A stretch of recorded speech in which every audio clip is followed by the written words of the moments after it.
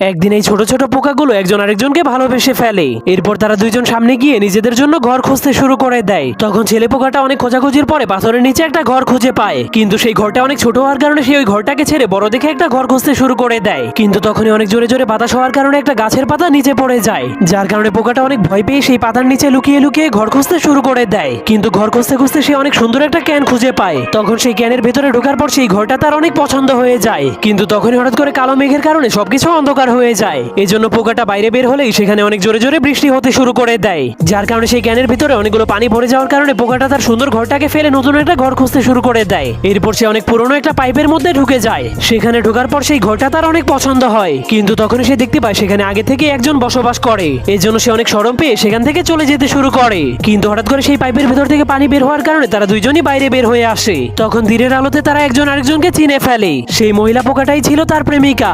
এরপর তারা জঙ্গলের ভেতরের একটা অন্ধকার পাইপের মধ্যে ঢুকে যায়। তখন তারা একজন আরেকজনকে দেখতে শুরু করে দেয়, কিন্তু তখন একজন মানুষ এসে সেই পাইপে পানি ছেড়ে দেয়, যার কারণে তাদের ভালোবাসা সেখানেই শেষ হয়ে যায়।